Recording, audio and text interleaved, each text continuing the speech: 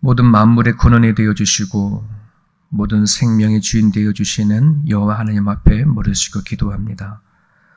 오늘도 우리들에게 귀한 생명 또 귀한 세월들을 우리들이 허락하시고 또 살게 하신 하나님 앞에 진심으로 감사를 드립니다. 아버지, 우리가 꿈꾸고 계획하는 모든 일들이 하나님이 주신 생명이 있기에 가능한 줄 압니다. 우리가 건강하고 힘이 있기에 가능합니다. 하지만 아버지, 하루아침에 우리들의 생명이 없어져 버리면 그 모든 것들은 아무것도 아닌 것을 고백합니다. 하루를 살아도 주님 안에 살아가는 법을 배워갈 수 있도록 도와주시고 그 어떠한 상황 가운데 안에서도 하늘에 붙어 있는 그 힘을 길러내는 우리 모두가 되어줄 수 있도록 하나님 도와주옵소서. 아버지, 우리는 눈으로 온몸으로 마지막 시대를 경험하고 있습니다. 어느 때보다도 주님 오실 날이 가까운 시대 속에 살아갑니다. 소망을 잃어버리지 말게 하시고 더욱더 하나님을 바라보며 살아가는 삶이 되어줄 수 있도록 아버지 허락하여 주시옵소서. 우리를 불러내어 주신 그 이유가 하나님을 찬양하고 영광을 돌리기 위하여 우리를 선택했고 또 부르셨다가 말씀이셨사오니 살아가는 삶의 현장 가운데 주님을 높이는 게 도와주시고 하나님과 동행하는 삶이 우리 삶 가운데 일어날 수 있도록 도와주옵소서. 순간순간마다 기도할 줄 알게 하시고 순간순간마다 하나님의 몸을 기억할 수 있는 우리 모두가 되게 하여 주옵소서. 갑자기 찾아온 어려움 앞에 낙심하고 고민하는 사람들이 있습니다. 주님 그들을 붙잡아 주옵소서. 이 때를 위하여 우리가 하나님을 붙잡아 싸우니 하나님 무너지지 않게 도와주시고 도리어 이 고난과 아픔을 통하여 주를 보나이다 라고 고백할 수 있는 귀한 은혜의 자리로 바꿔 주옵소서. 감사하며 예수님의 이름으로 기도합니다. 아멘. 욥기 23장입니다.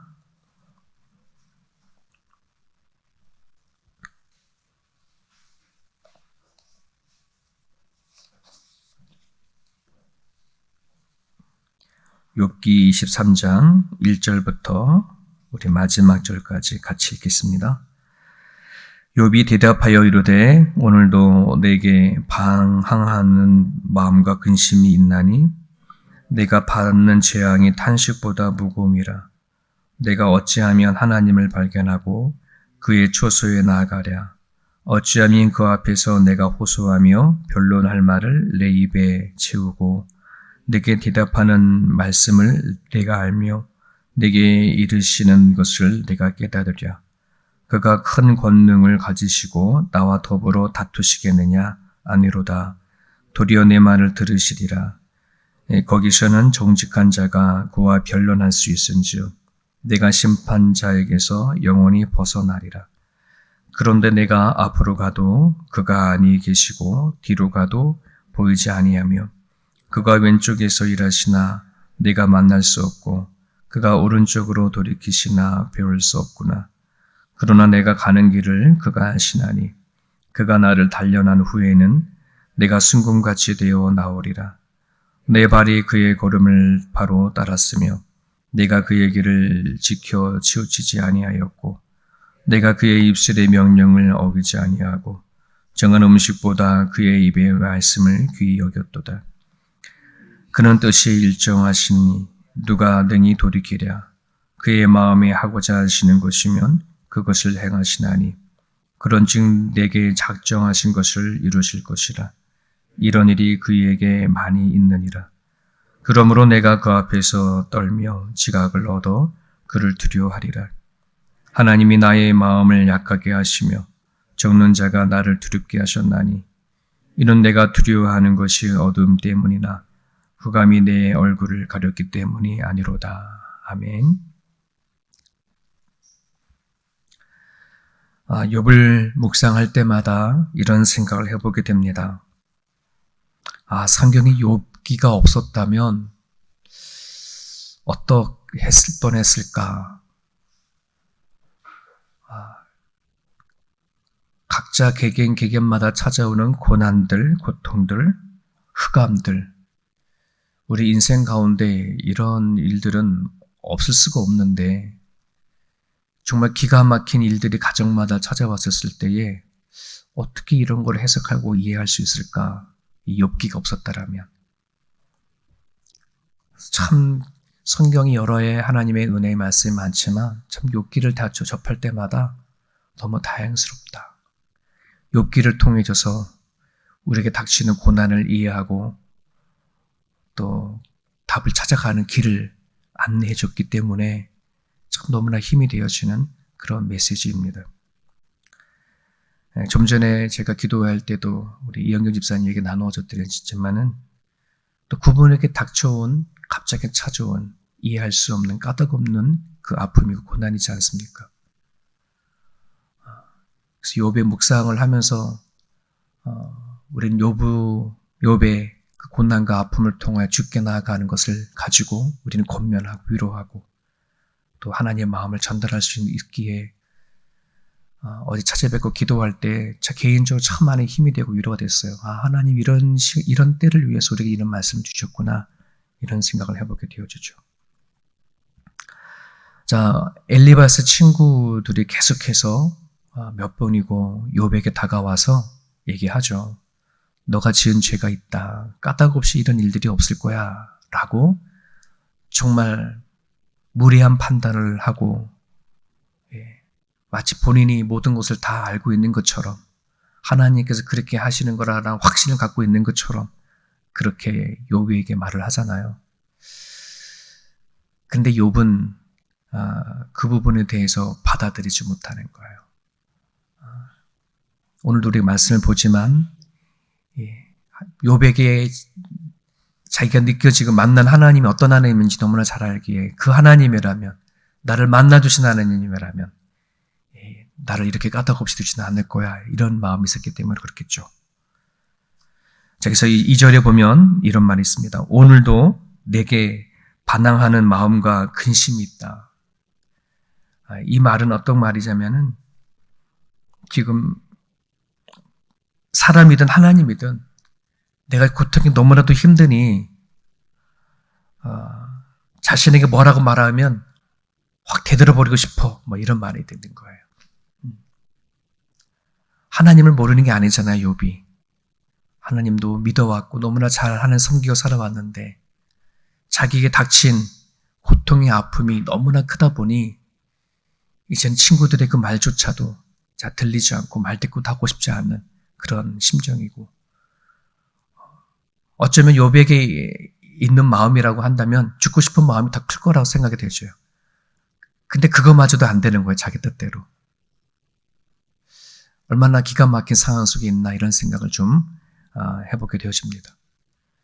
흔히 사람들은 이런 말을 하죠. 정신이 육체를 지배한다. 근데 현실은 육체가 정신과 영혼을 지배하는 것 같아요. 살아가다가 갑자기 육체가 무너져 버리면은 우리가 아무리 건강한 정신과 건강한 영혼을 갖고 있다 할지라도 무너질 수밖에 없는 그런 시간이 그런 때가 되지 않나 이런 생각을 좀 해보게 되어집니다. 현재 욥에게 있는 거라고는 고통과 하나님에 대한 섭섭함 그리고 원망들이 오늘 본문 안에서 여전히 살펴볼 수 있습니다. 정말 욥에게 하고 싶은 마지막 하나가 있다면 하나님 앞에 다가가지고선 따져보는 거, 물어보는 거. 하나님 정말 내가 무슨 죄를 져서 이런 어려움에 당하고 있는지 답이라도 알고 싶습니다. 아마 그런 심정이 욥에게 남아있는 마음일 뿐일 겁니다. 그러면서 말씀을 묵상하면서 그래도 욥은 하나님을 찾는 힘이 있구나. 이것이 사람을 살게 하는구나 하는 것을 깨닫게 되죠. 어떠한 갑자기 일이 닥쳐있었을 때에 하나님을 찾고 붙잡는 사람들이 있지만 도리어 정말 그 일 때문에 주저앉아버리고 끊어버리는 그런 사람들도 우린 참 많아요. 우리는 평상시에 하나님을 믿고 또 의지하고 또 섬기고 살아왔던 것들이 얼마나 큰 내 살아가는 데 힘이 될까 할 줄 모르겠지만 이처럼 이해할 수 없는 일들이 닥쳤을 때에 하나님 앞에 나갈 수 있는 그 힘만 있다면은 이것이 얼마나 큰 힘인 것인지 얼마나 놀라운 것인지를 깨닫게 되어져요. 그런 부분들 안에서 우리 육체가 무너지기 전에 또는 우리가 이해할 수 없고 깨달을 수 없는 일들이 닥치기 전에 우리가 영적으로 하나님 앞에 나아갈 수 있는 힘을 기를 수 있기를 간절히 바랍니다. 영적인 근력을 키우는 겁니다. 이것을 키우지 않으면 우리는 작은 어떤 문제 앞에도 주저앉아 버리고 교회를 떠나고 하나님을 떠나고 하는 일들이 우리는 비일비재하게 일어나거든요. 오늘 본문 안에서는 만약에 이 욥이 고통이 다가오지 않았다면 과연 하나님을 이렇게 깊이 있게 생각하고 또 하나님에 대해서 깨달을 수 있었을까 이런 생각을 해보게 됩니다. 욥에게 고난이 찾아오지 않았다고 한다 그러면 오늘 3절에 이 고백을 하지 않았을걸요. 3절에 보면 내가 어찌하면 하나님을 발견하고 그의 초소에 나가랴. 어찌하면 그 앞에서 내가 호소하며 변론할 말을 내 입에 채우냐. 이런 얘기를 하는 거예요. 어떻게 하면 하나님 앞에 나갈 수 있고 어디로 가면 그를 만날 수 있느냐. 뭐 이런 얘기인데 욥이 고난이 닥치기 전에 하나님을 잘 섬겼던 사람이라고 의로운 사람이라고 성경이 이렇게 밝혀요. 하나님을 경외했다라고 이렇게 얘기를 하잖아요. 전혀 하나님을 모르는 사람이 아니었거든요.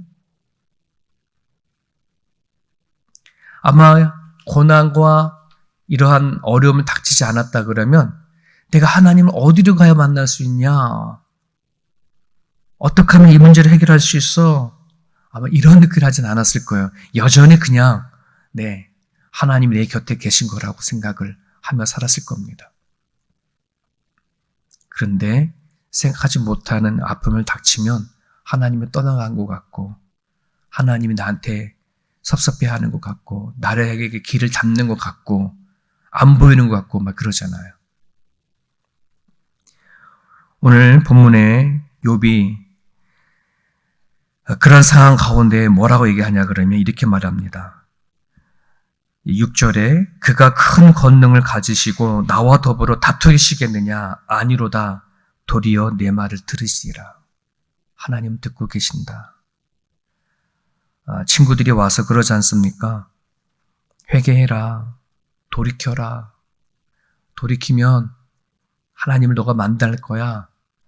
너가 너 죄를 고백하고 나가면 다시 회복할 거야. 그 방법을 알려줬어요. 그럼에도 불구하고 욥은 어떻게 하면 하나님 만나냐? 새로운 방법을 찾는 거예요. 너네들이 말하는 그걸 날 위로할 수 없어. 그러면서도 뭐라고 얘기하냐 그러면 그럼에도 불구하고 하나님은 나를 들으신다. 이 고백을 하는 겁니다.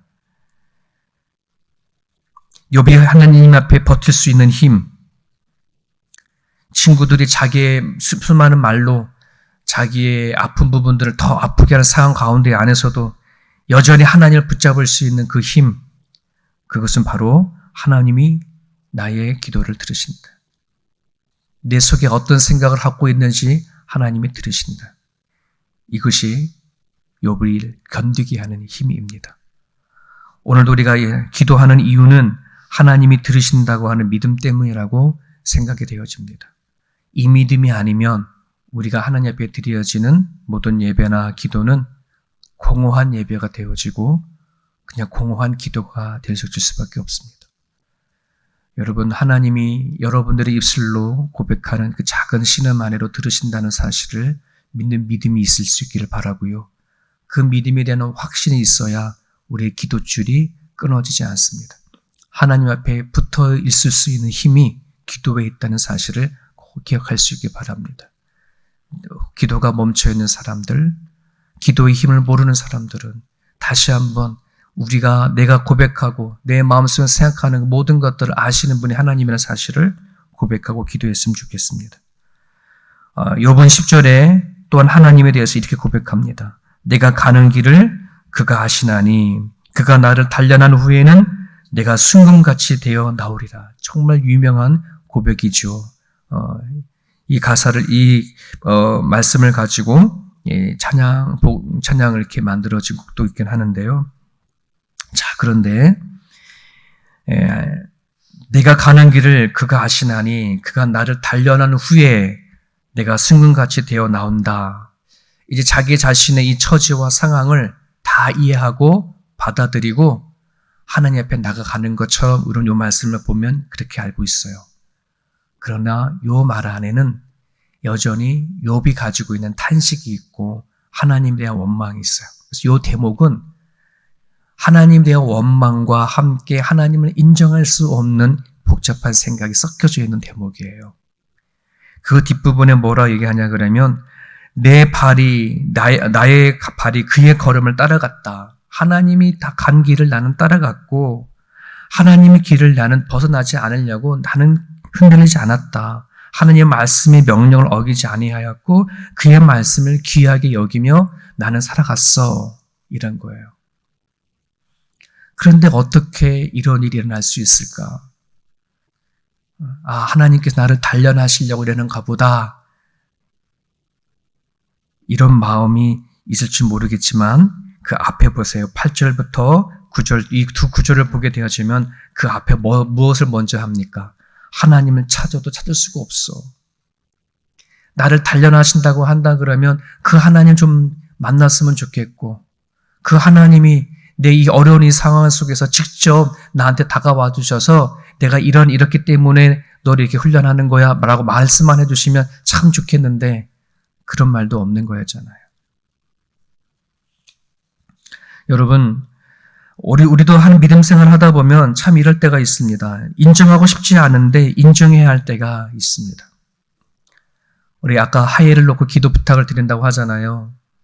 하엘의 부모님에 대한 입장, 그의 가족에 대한 입장을 한번 생각해 보세요. 이제 10살밖에 되지 않은 어린 딸이 이제 손을 쓸 수 없는 상황 속에서 하나님의 부르심만 기다리고 살아가는 가정 가운데 어찌 이럴 수 있습니까? 이 아이가 무슨 죄가 있어서 이렇게 지독한 병에 걸려서 손을 쓸 수 없는 상황까지 와 있습니까? 이것 또한 하나님께서 그 가정을 훈련하시고 단련을 시키셔서 정같이 만들게 하시는 것입니까? 우리는 이렇게 생각해 볼 수 있습니다. 어떤 사람들은 난 정금 싫다.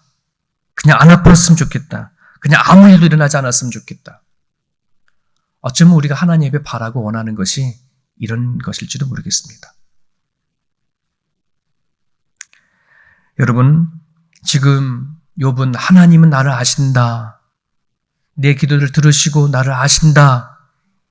이 문제는 머리로는 너무나 잘 알고 있는 거잖아요. 평상시에 다 알고 있는 하나님에 대한 이야기예요. 하지만 평상시에 알고 있는 이 지식이 온몸으로 경험되어져서 하나님을 정말 만나서 하나님을 들으시고 아시고 하나님을 볼 수 있다 그러면 하나님의 마음을 헤아릴 수 있어요. 쉽게 말하면 나는 이 땅에 태어나서 아무 일도 일어나지 않고 그냥 살다가 가면 제일 좋겠어 할지 모르지만 하나님은 그게 아니라는 거. 하나님이 정말 원하시는 것은 우리가 아에게 아무런 일이 일어나는 것이 없이 사는 것보다 하나님을 만나고 하나님이 어떤 분이신지 정확하게 아는 것.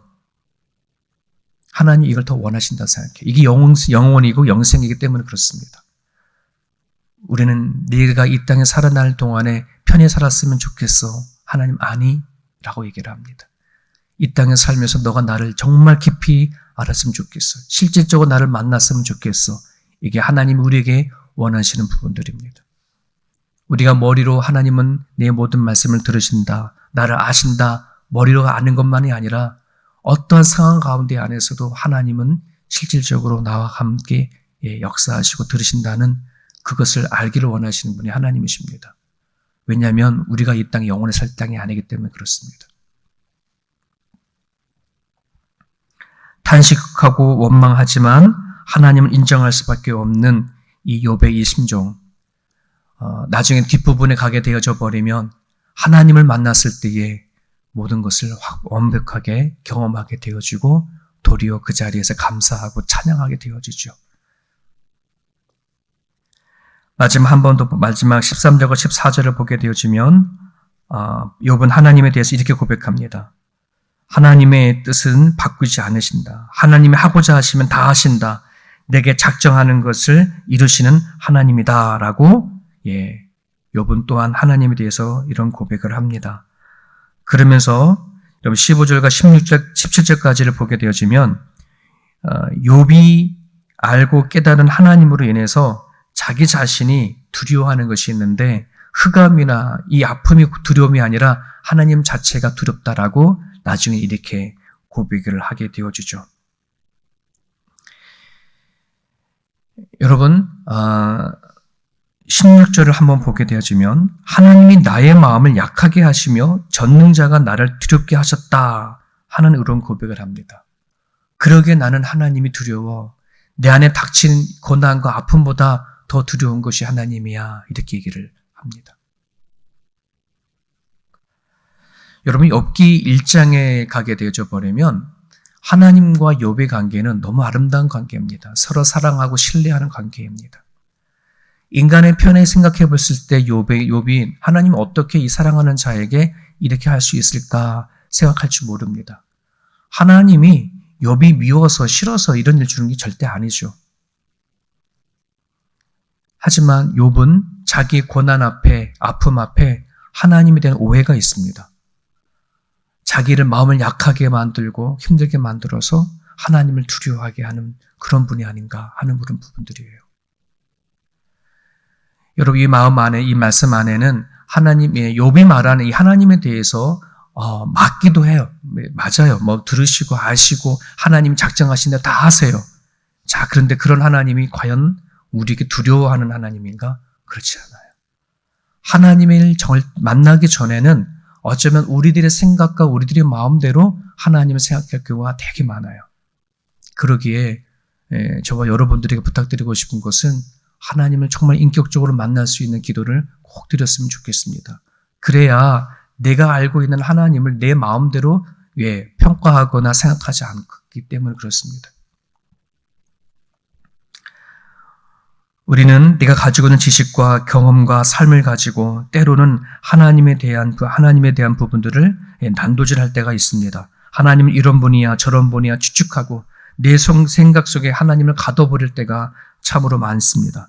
하나님은 우리의 얄팍한 생각과 우리들의 지식 속에서 가둬져 버리는 것이 아니라 하나님은 도리어 우리를 끄집어내려 합니다.